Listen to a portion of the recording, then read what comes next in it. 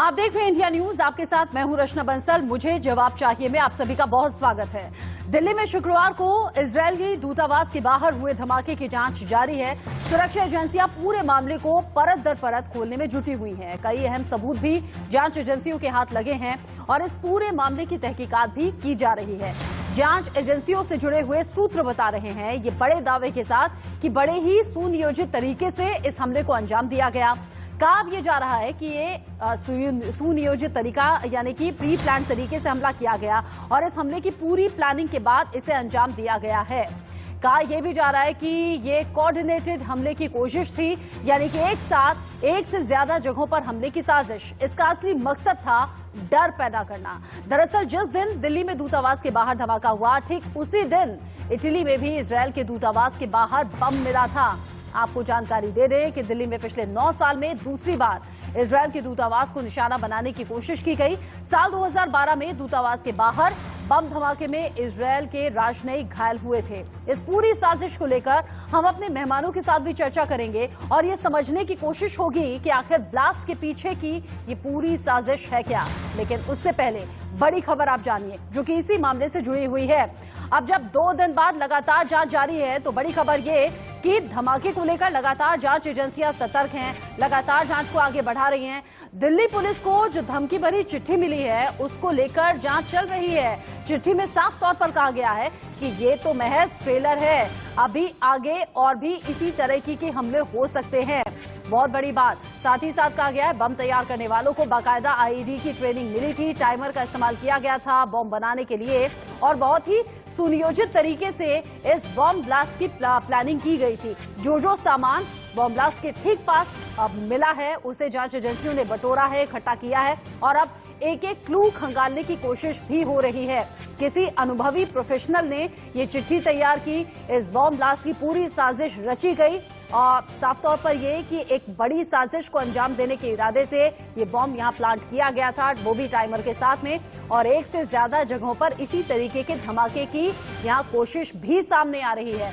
कहा यह जा रहा है डर फैलाने की वजह से, दहशत फैलाने के इरादे से ये बम ब्लास्ट किया गया है। और इसी बीच बड़ी खबर, दिल्ली में हुए धमाके से जुड़ी हुई अगली बड़ी खबर है। ब्लास्ट के वक्त एम्बेसी के पास 45,000 मोबाइल फोन एक्टिव मिले हैं। साथ ही साथ जो गाड़ियां वहां से गुजरी, ओला उबर बुक करने वालों की भी जांच हो रही है। मोबाइल टावर डेटा खंगाल रही है। अब ऐसे में क्राइम ब्रांच लगातार इस कोशिश में है कि जल्द से जल्द उन तमाम मोबाइल तक पहुंचा जा सके जो मोबाइल वहां पर एक्टिव थे, उनसे जुड़ी पड़ताल हो सके।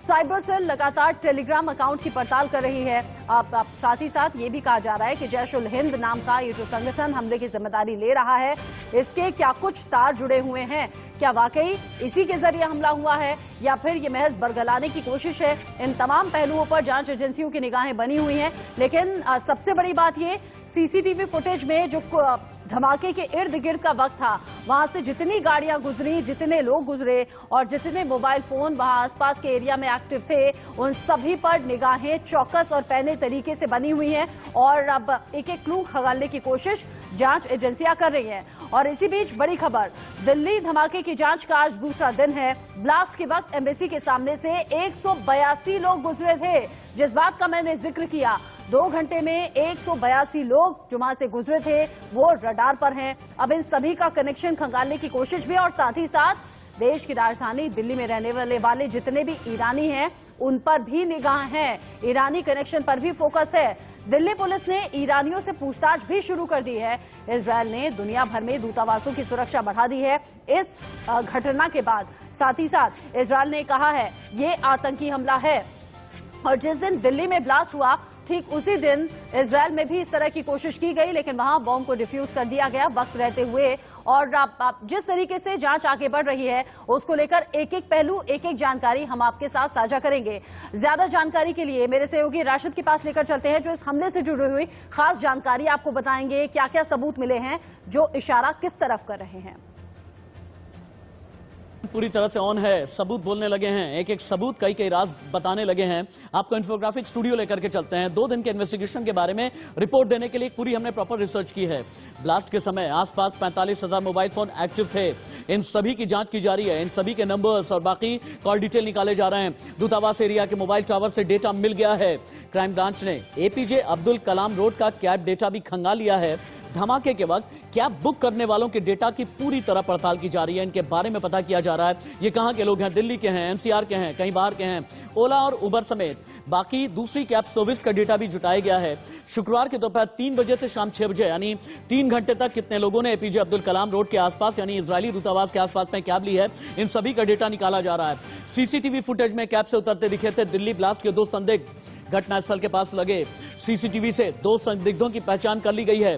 कैब ड्राइवर से पूछताछ कर संदिग्धों का स्केच तैयार कर लिया गया है, लेकिन अभी तक ये आइडेंटिफाई नहीं हो पाए हैं। शुक्रवार देर रात कई इलाकों में छापेमारी की गई है। 2 लोग हिरासत में लिए गए हैं, इन्हें इन्वेस्टिगेट किया जा रहा है। दिल्ली पुलिस की साइबर सेल टेलीग्राम अकाउंट की जांच भी कर रही है।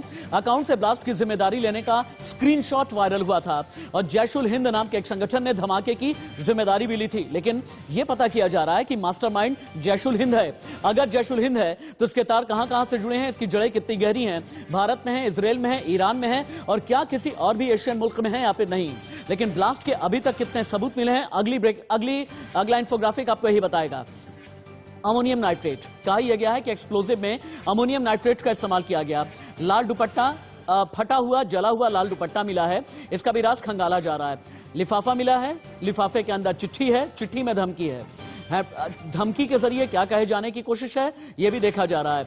एक कोल्ड ड्रिंक का कैन है। इसके अलावा आसपास इलाके में जहां पर ब्लास्ट हुआ है वहां पर बॉल बियरिंग्स मिले हैं और इसके अलावा मोबाइल डेटा और कैब डेटा, जैसा कि मैंने थोड़ी देर पहले आपको बताया था। यानी कुल मिला जुला करके दिल्ली ब्लास्ट के इतने सबूत अभी तक खंगाले जा रहे हैं। इन्हीं सबूतों के इर्द गिर्द बाकी जितने भी एंगल्स हैं ये सब कुछ चल रहा है, लेकिन कहा यह जा रहा है कि मोसाद बदला लेने के लिए आने वाला है। बार बार आपने मेरी जबान से सुना होगा, लेकिन अब आप ये जानेंगे कि यह मोसाद क्या है। क्यों ये कहा जा रहा है कि मोसाद का मतलब होता है मौत, मोसाद का मतलब यह होता है कि एक किलर मशीन, मोसाद का मतलब होता है टाइम मशीन। इजराइल की खुफिया एजेंसी है मोसाद। आतंक से लड़ने के लिए 1949 में स्टैब्लिश किया गया। दुनिया भर में किलिंग मशीन के नाम से मशहूर है मोसाद। टारगेट के लिए डिप्लोमेटिक प्रोटोकॉल भी तोड़ देते हैं मोसाद वाले, दुश्मनों को खोज कर मारती है एजेंसी मोसाद। ऑपरेशन थंडरबोल्ट से दुनिया को अपना दम दिखाया था। इसके अलावा म्यूनिक ओलंपिक में आतंकियों ने 11 खिलाड़ियों की हत्या की थी। 1972 की यह बात है। म्यूनिक ओलंपिक में हत्या कर दी गई थी और मोसाद ने 20 साल लंबा ऑपरेशन चलाया और मोसाद ने एक एक आतंकी को चुन चुन करके मारा था और इस मिशन को नाम दिया गया था रैथ ऑफ गॉड। इसका मतलब होता है भगवान का यानी ईश्वर का कहर। बदला लेने दुनिया के हर कोने में पहुंच जाती है मोसाद। युगांडा में मौत को मात देकर हाईजैकर्स को सजा दी थी। भारतीय खुफिया एजेंसीज भी मोसाद से ट्रेनिंग लेती हैं। और हाँ, ये ग्राफिक यहीं पर रखिएगा। मोसाद के बारे में एक और चीज बताना चाहूंगा मैं। जानते हैं जब म्यूनिक ओलंपिक में इजरायली खिलाड़ी मारे गए थे तो मोसाद ने जब बदला लिया 10 साल, 12 साल, 15 साल, 20 साल तक इंतजार किया और मोसाद ने जब बदला लिया तो जितने भी आतंकी थे उन्हें मारने के बाद उनके घर पर एक लिफाफा और एक बुके भेजा और उसमें लिख करके ये भेजा, कहा कि जब बदला लेने की बात आती है अपना बदला हम भूला नहीं करते। यह है मोसाद एजेंसी।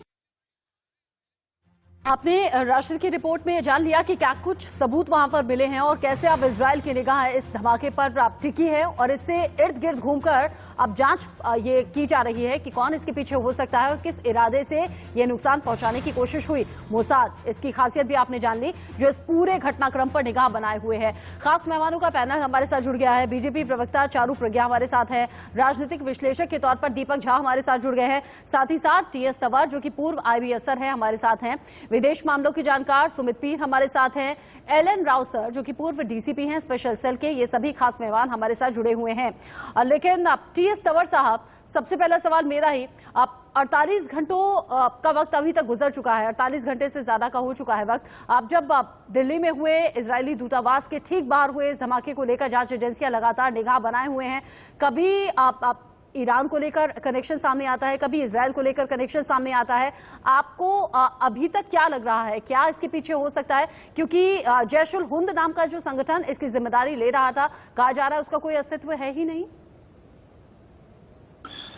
देखिए, ये जो इन्वेस्टिगेशन अभी शुरू हो गया है बड़े ढंग से शुरू हुआ है।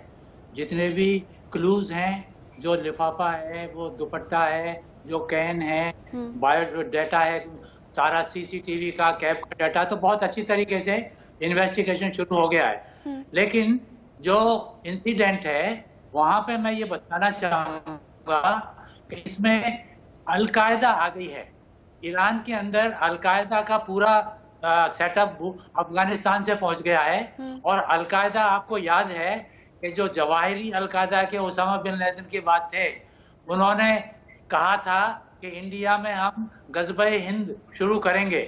तो जवाहिरी तो चले गए हैं, लेकिन अभी जो नंबर 2 थे अलकायदा के ईरान में, उनका और उनकी बेटी का ये इजरायली ऑपरेशंस के अंदर किलिंग हुई। उसके बाद से अलकायदा बहुत एक्टिव हो गया है। और अलकायदा का बदला, अलकायदा का एक ही काम है, बदला लेना। और ये जो इंसिडेंट है, इसमें जो चिट्ठी लिखी गई है, उस चिट्ठी के अंदर भी बदला है।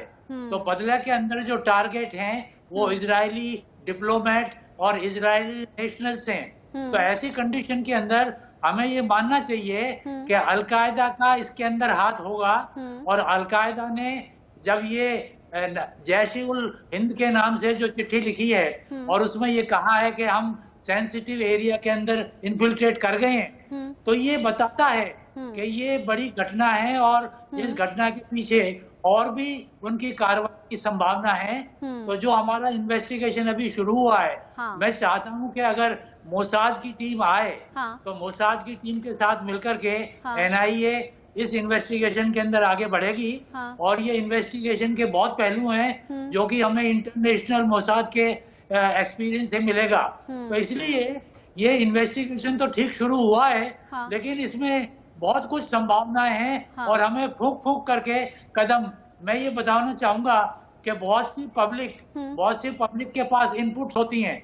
हम जो भी इनपुट्स ले रहे हैं, पब्लिक के भी ऑब्जर्वेशंस होते हैं। वो इनपुट को भी अगर दिल्ली पुलिस या और एजेंसी के पास कोई पहुंच, इनपुट को भी ध्यान में रखा जाए और इन्वेस्टिगेशन को तेजी से, बड़ी तेजी से और सावधानी से आगे बढ़ाया जाए। यहाँ पर हमें रखना होगा, क्योंकि 29 तारीख को जो ये बम ब्लास्ट हुआ उसकी जानकारी IB के जरिए 23 तारीख को ही दे दी गई थी, जब ऐसी आशंका जाहिर की थी। और हुआ वही, क्योंकि कहा यह भी जा रहा है कि एक तरफ किसान आंदोलन चल रहा था, दूसरी तरफ बीटिंग द रिट्रीट सेरेमनी चल रही थी। अब जो सुरक्षा घेरा था, जो सुरक्षा इंतजाम थे, वो इन दोनों जगह ज्यादा फोकस्ड थे। इसीलिए ये इजरायली दूतावास के बाहर बम ब्लास्ट हो गया।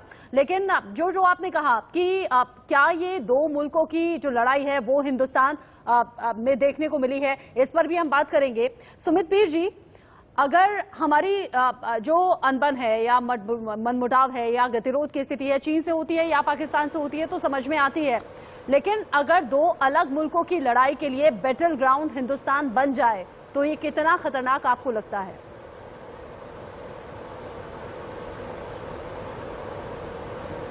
देखिए मैम, आपने बहुत अच्छा सवाल पूछा। इसमें हमें थोड़ा हिस्ट्री में जाना पड़ेगा। देखिए, अभी दुनिया में जियोपॉलिटिकली एक ट्रायो बना है, चाइना, पाकिस्तान और ईरान का। ईरान की 80% इकोनॉमी डिपेंड करती है ऑयल एक्सपोर्ट पे।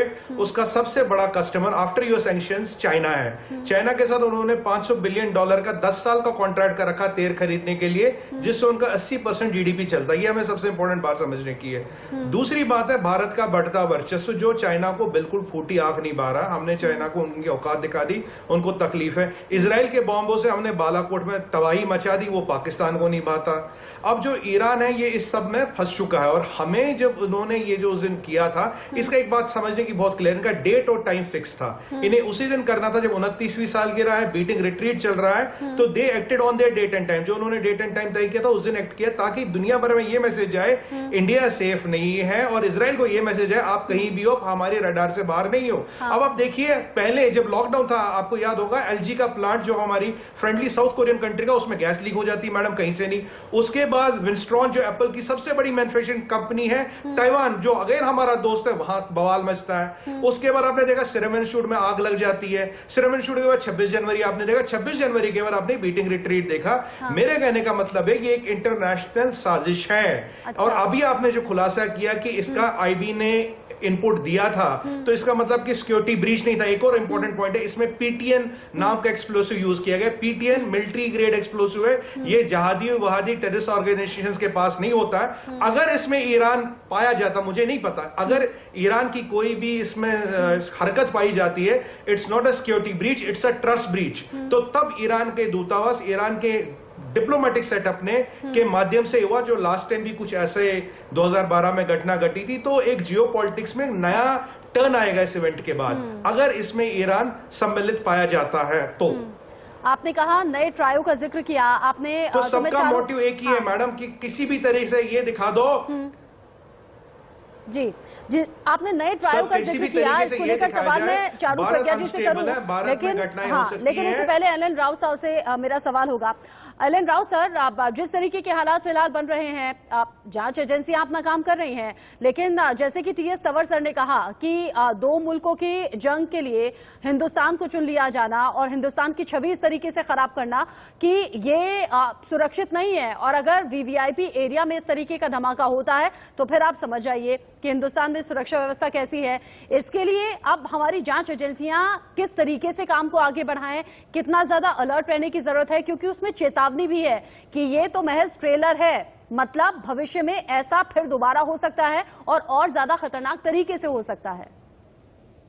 देखिए मैम, ये जो इंसिडेंट हुआ है 29 तारीख का, ये तकरीबन 8-9 साल के बाद दिल्ली में कोई ब्लास्ट हुआ है। 2012 में लास्ट ब्लास्ट हुआ था, उसके बाद ये हुआ था। और मैं आपको अपनी सुरक्षा एजेंसियों और इन्वेस्टिगेटिंग जो स्किल है हमारी इंडिया की, खासतौर से दिल्ली पुलिस और एनआईए की, इसके बारे में बता दूं। अभी तक कोई ऐसा केस, कोई टेररिस्ट एक्टिविटी का केस ऐसा नहीं है जो वर्कआउट नहीं किया है। तो मैं अभी समझ सकता हूं कि जो कल सारा दिन हमने स्पॉट इंस्पेक्शंस किया, उसके बाद उसको एनालिसिस किया, जो एविडेंसेस वहां मिले उन सबको बड़ा थोरोली उसको स्टडी किया जा रहा है। और ये अभी तक जो बता रहे हैं अभी कि पीईटीएन एक बड़ा मिलिट्री एक्सप्लोसिव टाइप का एक एक्सप्लोसिव है, जो अवेलेबिलिटी नहीं होती है, कलरलेस और ऑर्डरलेस होता है। और ये एक्सप्लोसिव बड़ा, उससे आरडीएक्स से भी ज्यादा खतरनाक एक्सप्लोसिव होता है। तो ये अगर इस्तेमाल हुआ है, जो अभी तक की जांच से पता लगा कि ये हो सकता है, ये है, या फिर दूसरा कोई और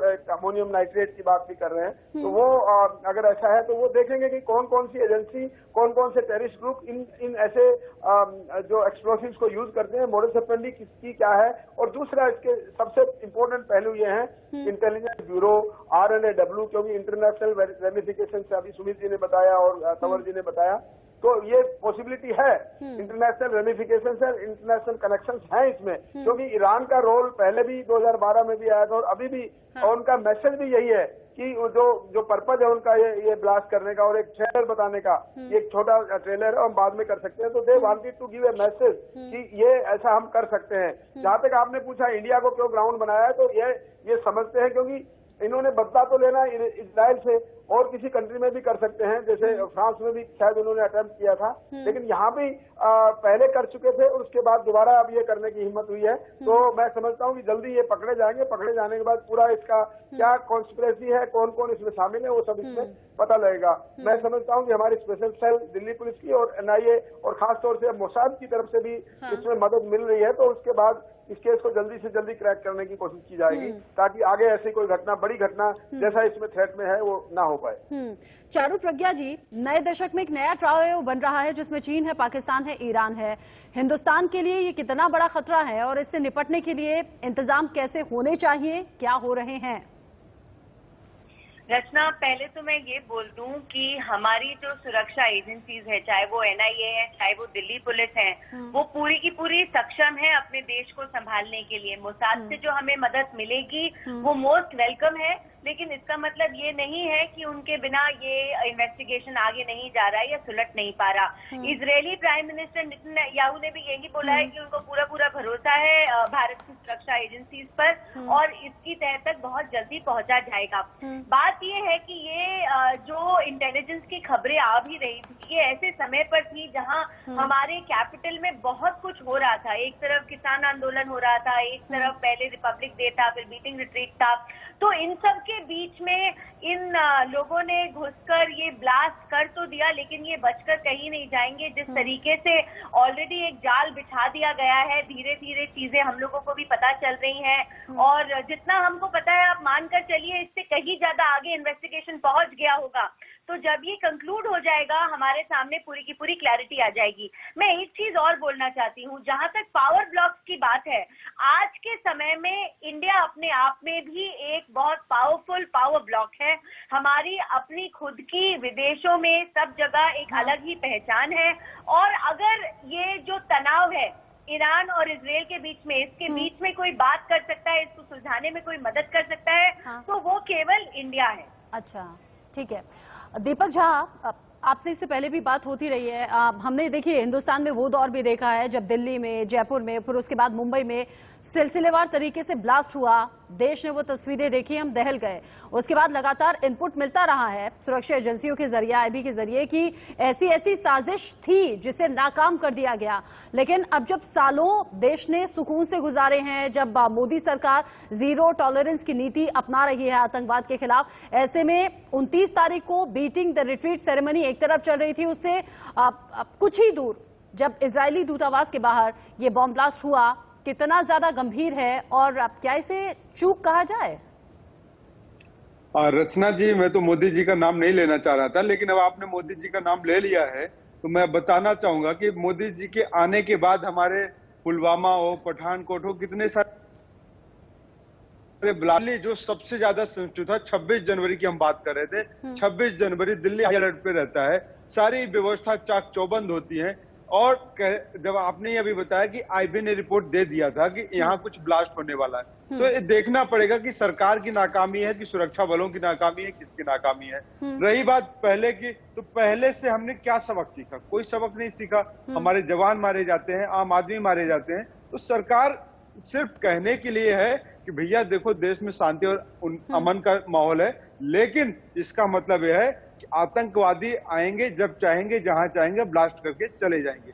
ये बड़े शर्म की बात है हमारे लिए कि पूरी दुनिया देख रही है और हमारे इतनी वीवीआईपी एरिया में ब्लास्ट करके चले जाते हैं। वहाँ प्राइम मिनिस्टर हाउस है, प्रेसिडेंट हाउस है, सारे भारतीय होते हुए आपको शोभा नहीं दे रही है। और रचना, मैं बीच में बोलना चाहूंगी, ये उस पार्टी के समर्थक हैं जिसने मुंबई ब्लास्ट के बाद ही आवाज मोदी जी की बात नहीं कर रहा हूँ, मैं देश की बात कर रहा हूँ, मैं पुलवामा का नाम लेते हैं तो पुलवामा का बदला जिस तरीके से भारत ने किया है पूरे विश्व में देखा है। आपको पता नहीं क्यों मिर्ची लग जाती है।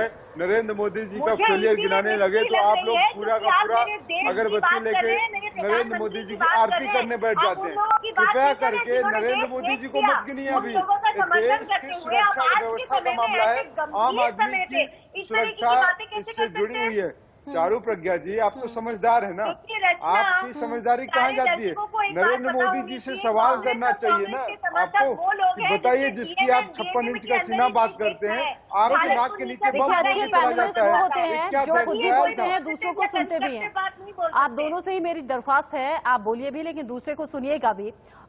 आपको चारू प्रज्ञा, अगर आपको एतराज है कि आपके मोदी सरकार के खिलाफ कुछ बोल दिया दीपक झा ने, तो आप सुन लीजिए, फिर आप जवाब दीजिएगा। क्योंकि हम तो कह चुके हैं कि सालों पहले हमने वो दौर भी देखा है, लेकिन मोदी सरकार जीरो टॉलरेंस की नीति पर काम कर रही है आतंकवाद के खिलाफ, और आतंक का जड़ से खात्मा करना वो प्राथमिकता में आता है, प्रायोरिटीज में आता है। आप रहिएगा चूंकि इजरायली दूतावास के बाहर ये बॉम्ब ब्लास्ट हुआ, वो भी 29 तारीख को जब बीटिंग रिट्रीट सेरेमनी चल रही थी। ऐसे में मेरे सहयोगी राशिद आपको समझाएंगे कि आखिर क्यों इजरायली दूतावास के बाहर ये धमाका हुआ, इजरायल के आखिर कितने दुश्मन हैं, ये कुछ फोर्स क्या है, और क्यों इसको लेकर चर्चा आजकल इतना ज्यादा चल रही है। आपको जानकारी के साथ राशिद समझाएंगे, फिर चर्चा पर लौटेंगे। और ये दिखाते हैं कि आखिरकार इजराइल के कितने दुश्मन हैं और इन दुश्मनों का क्या ईरान कनेक्शन है। तुरंत ही इंफोग्राफिक गिराया जाए। अब इजराइल के दुश्मनों में एक एक करके आप देखें। पहला तो है ईरान की सेना, और इसके अलावा है IRGC, जिसे बोलते हैं ईरानी रेवोल्यूशनरी गार्ड कॉर्प्स, यानी IRGC। अब IRGC की भी दो अलग अलग ब्रांचेस हैं, जिनमें एक है कुद्स फोर्स और अगला जो नाम आ जाता है वो है बासिस रेजिस्टेंस फोर्स। इसको यहीं पर रखिएगा, क्योंकि कुद्स फोर्स के बारे में कुछ चीजें बतानी बहुत जरूरी है। जानते हैं, यही कुद्स फोर्स का ही कमांडर था सुलेमानी, जिसके बारे में ये कहते हैं कि कासिम सुलेमानी को 3 जनवरी 2020 को जब ड्रोन अटैक में इजराइल ने मार गिराया था और इसी का बदला लेने के लिए फिर उसके बाद ईरान तड़प रहा है। ईरान की जो IRGC है यानी ईरानी रेवोल्यूशनरी गार्ड कॉर्प्स, ये क्या है इसके बारे में आगे हम आपको और भी बताएंगे।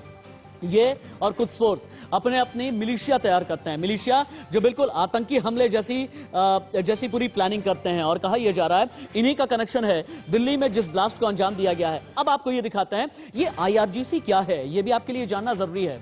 क्या हुआ ना, 1979 में ईरानी क्रांति के बाद आयतुल्लाह रुहुल्लाह खुमैनी सत्ता में आए।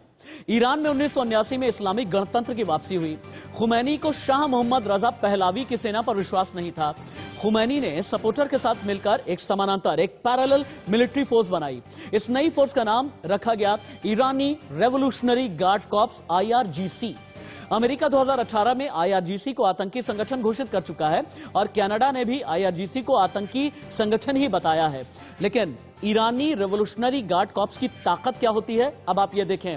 ये पूरी तरह से एक मिलिट्री की तरह काम करता है, हालांकि समानांतर सेना है जो कि मिलिशिया के साथ में मिली हुई होती है, जो खुमैनी के बहुत करीबी होते हैं और जो धार्मिक तौर से बहुत ही ज्यादा रेडिकल कहे जाते हैं, कट्टरवादी कहे जाते हैं, कट्टरपंथी कहे जाते हैं। ये इनकी ताकत है।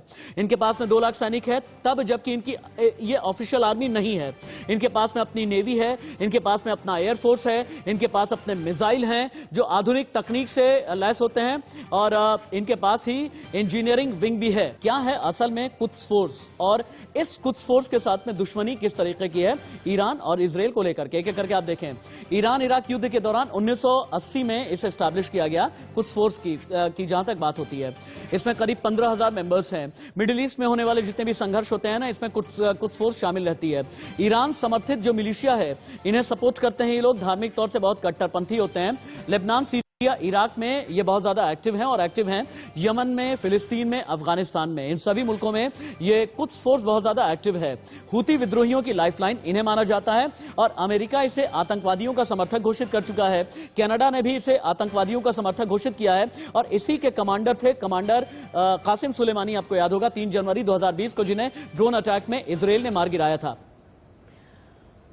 ये जो राशिद ने खास जानकारी आप तक पहुंचाई, इसके बारे में भी हम चर्चा करेंगे, क्योंकि कासिम सुलेमानी का जिक्र उस चिट्ठी में भी है जो कि बरामद हुई है और इस चिट्ठी में साफ तौर पर लिखा गया है कि कासिम सुलेमानी की मौत का बदला लिया जाएगा। ये तो सिर्फ ट्रेलर है।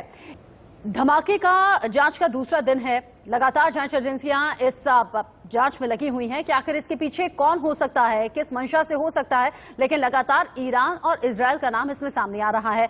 चिट्ठी का जिक्र मैंने हेडलाइन से पहले किया था, चिट्ठी जिसमें साफ तौर पर कहा गया कि सुलेमानी की मौत का बदला ये है और ट्रेलर भर से शुरुआत है। ऐसे में सुमित पीर, कितना ज्यादा खतरनाक हो सकता है ये धमकी और इस पर कैसे आगे जांच एजेंसियों को फॉलो अप करते हुए कार्रवाई करनी चाहिए, क्योंकि कासिम सुलेमानी की मौत के बाद से बौखलाहट हमने ईरान में साफ तौर पर देखी थी।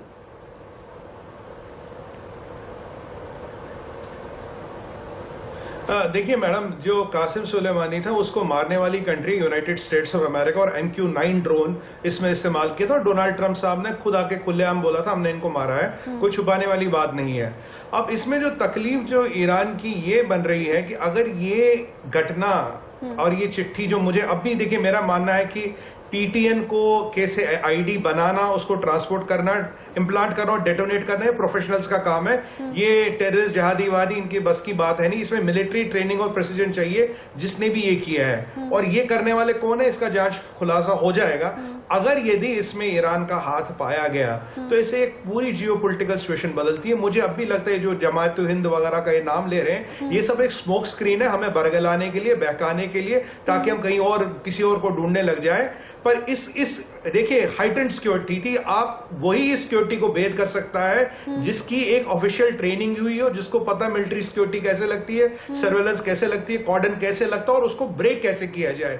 तो ये अगेन मैं कहना है कि ये नॉर्मल किसी गुंडे बदमाशी टेररिस्ट का काम नहीं। आप सरप्राइज होंगे कल को अगर ये खुलासा निकला है कि इसमें किसी टेररिस्ट ग्रुप का हाथ ही नहीं है। पर ये जिन्होंने भी किया मैडम, ये एक बार कर सकते हैं। It is a breach of trust, it is not a breach of security. Security का ब्रीच नहीं है, ट्रस्ट का ब्रीच है। जो हमने आप पे ट्रस्ट किया, आपने हमारे पीठ में खंजर बोका, पर ये आप एक बार कर सकते हैं, दूसरी बार नहीं कर पाएंगे, क्योंकि उसके बाद ये जियोपॉलिटिकल सिचुएशन है, जो हमारा रिलेशन है ईरान से या कुछ से, अगर ये, क्योंकि दूसरी बार होगा, पहली बार भी एक 2012 में हुआ, और ये जो जब से मोदी जी आए, आप देखिए कोई धमाका कहीं नहीं हुआ। उरी का और जो उन्होंने हिमाकत की, उसका हमने जवाब दिया था। उनके 500 जहादी बालाकोट में घुस के मारे थे।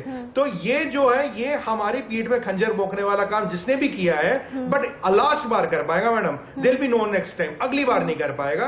हाँ, आपने हमारी दोस्ती, हमारी भरोसे का फायदा उठा लीजिए, अगली बार ये संभव नहीं हो। कोई कहीं भी होगा ना, कहीं भी होगा, बच के नहीं जा सकता, पाताल में भी होगा, हम ढूंढ के निकाल लेंगे। लेकिन आपने बड़ी बात कह दी है, हो सकता है जब जैसे ही जांच अंतिम पड़ाव पर पहुंचे, हो सकता है कोई आतंकी संगठन इसके पीछे हो ही ना।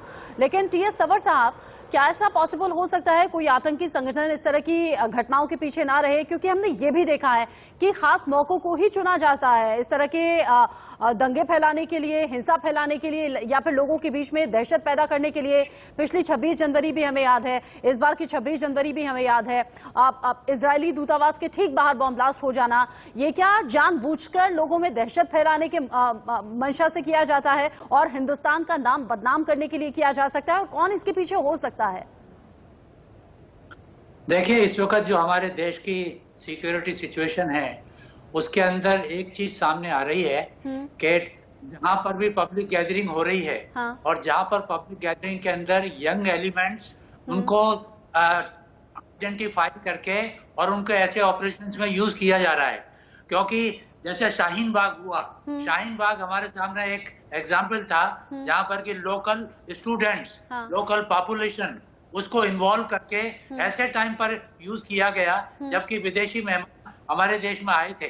तो ये मैं मानता हूं कि ये जो घटना, नाम चाहे इसके अंदर ईरानियन रिवोल्यूशनरी गार्ड हो, या अलकायदा हो, या पैलेस्टीन लिबरेशन ऑर्गेनाइजेशन हो, लेकिन ये सारे काम लोकल्स करते हैं। तो हमें देखिए जो क्लू मिले हैं, वो क्लू है दुपट्टा, हमें क्लू मिला है आईईडी, हमें क्लू मिला है 2 आदमी उतरते हुए गाड़ी पे, हमें क्लू मिला है कि उस रोड के ऊपर इन्फिल्ट्रेशन हुआ है जो बहुत सेंसिटिव है।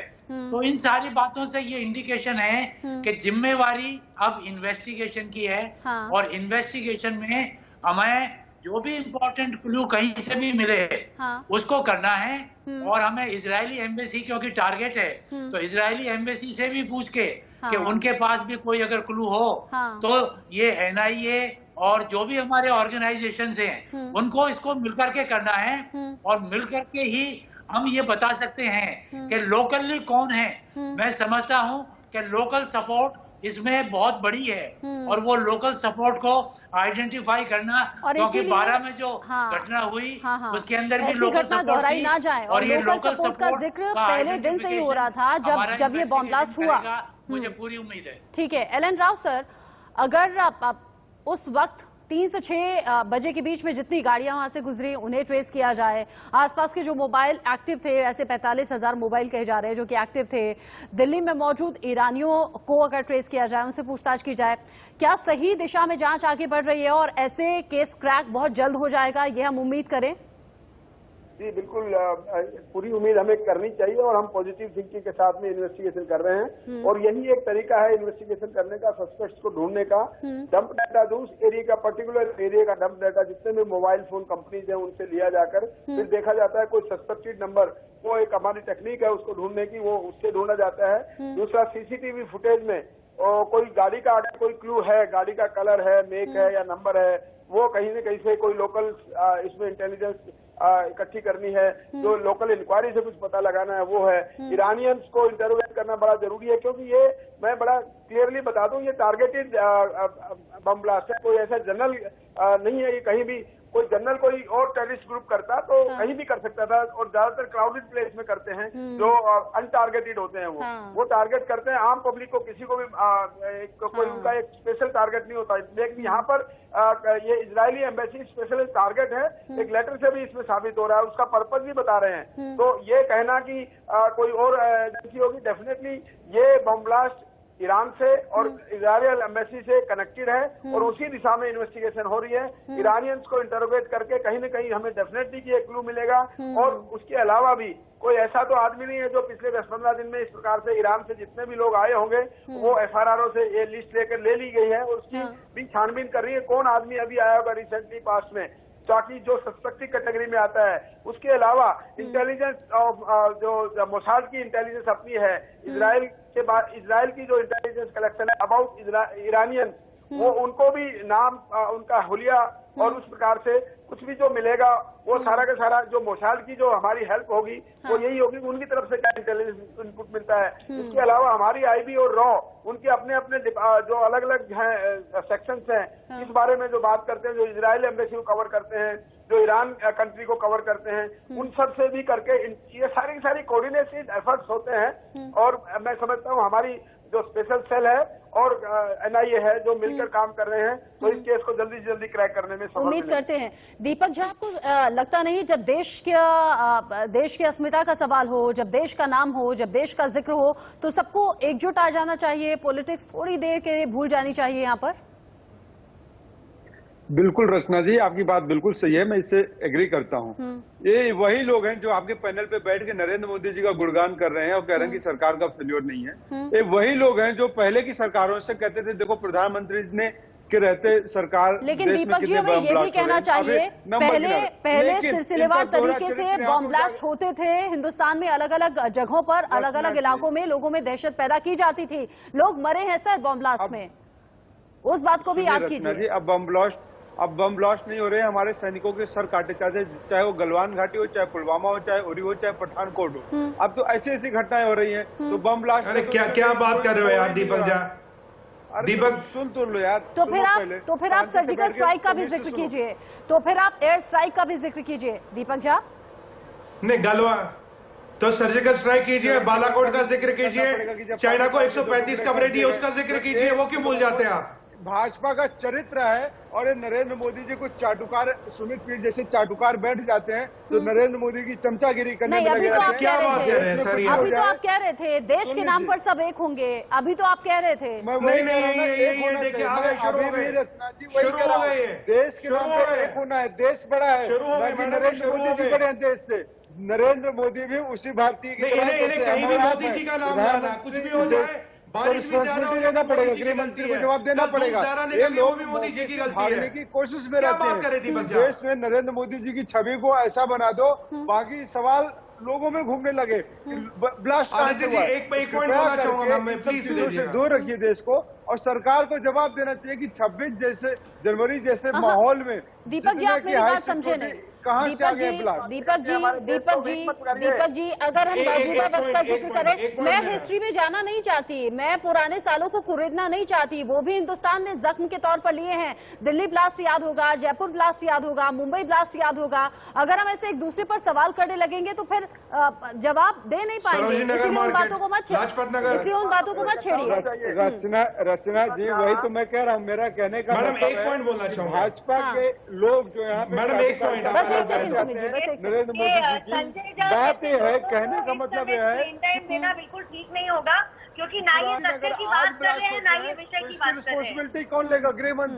गृह मंत्रालय का फेलियर नहीं कहलाएगा। दीपक जी पता है दिक्कत क्या है? दीपक जी आप अपना कर्तव्य निभा रहे हैं, मैं अपना कर्तव्य निभा रही हूँ। इस कर्तव्य में हम ये बिल्कुल भी ना भूलें, हमारी सुरक्षा एजेंसियां, हमारे भारत के जितने भी सेना में लोग हैं, जितने भी जवान हैं, चाहे वो जल थल नभ कहीं भी हो, अपनी जान पर खेलते हैं। सुरक्षा एजेंसियां 24 घंटे 7 दिन काम करती हैं। हम ये तो बता देते हैं, एक सेकंड, हम ये तो बता देते हैं कि इजरायली दूतावास के बाहर धमाका हो गया, लेकिन क्या आप इस बात को याद करेंगे कि इस बीच कितने धमाके हो सकते थे जो नहीं हुए, जिन्हें नाकाम कर दिया गया सुरक्षा एजेंसियों के इनपुट की वजह से ही? करेक्ट। देखिए इसमें कहीं कोई दो मत नहीं हो सकता कि हमारा देश आगे बढ़ रहा है और आगे बढ़ना चाहिए, लेकिन जो इस तरह का नैरेटिव सेट किया जा रहा है कि अपनी गलती को छिपाने के लिए जो लोग कहते हैं पहले ऐसा होता दीपक था। जी, कोई अरे गलती पहले नहीं ऐसा छिपा रहा होता है, था, कोई आपको गलती नहीं बदलाव छिपा के लिए रहा है। चुना गया है। नहीं, नहीं, आपको नहीं। बदलाव के लिए हाँ। चुना गया है और जिम्मेदारी आपकी ज्यादा बढ़ जाती है। हाँ, इसलिए हाँ, आप और भाग आपको नहीं बदलाव सकते। नहीं दिख रहा। आज की गलतियों आपको को बदलाव छिपाने नहीं के दिख लिए रहा। आप मनमोहन सिंह को लेके आते हैं, अरे, मनमोहन सिंह को ढाल बनाते हैं। आतंकवाद तो के ये तो खिलाफ कायरता हो जीरो जाती है ना। टॉलरेंस की नीति अपनाई गई है, जिसका नतीजा अरे देश कहाँ ने से आ देखा गए मनमोहन है, सिंह ये? दुनिया ने घाटी देखा क्या हो रहा है, है। मैडम? छोड़िए, जरा बता ठीक दीजिए। है, अभी चाइना अंदर ठीक आता है, जा इस रहा है, टॉपिक को ही छोड़ देते बिल्कुल देखा हैं। है सबने। ये लंबा खिंच जाएगा टॉपिक। ठीक है, छोड़ दीजिए, छोड़ दीजिए। कुछ और जानकारी दर्शकों के साथ हम साझा कर लेते हैं। एक सेकंड शांत रहिए। कुछ और जानकारी मेरे सहयोगी राशिद आपके सामने लेकर आएंगे, क्योंकि धमाके के बाद ही जगह जगह हाई अलर्ट पर देश में अलग अलग हिस्सों को रखा गया है। इजरायली दूतावास के ठीक बाहर तो धमाका हुआ, लेकिन इसका असर और जगहों पर ना पड़े, और जगह इस तरह के धमाके या फिर इस तरह की आतंकी घटना पूरी ना हो पाए, क्योंकि धमाका तो हुआ लेकिन कई सबूत अपने पीछे छोड़ गया है। ये सबूत क्या हैं, इनसे जुड़े राज क्या हैं, ये पहले जान लीजिए। दिल्ली में धमाके के बाद पूरे देश भर में हाई अलर्ट घोषित कर दिया गया है। मुंबई में इजरायली कॉन्सुलेट की सुरक्षा बढ़ा दी गई है। दुनिया भर में इजरायली दूतावासों की सिक्योरिटी बढ़ा दी गई है।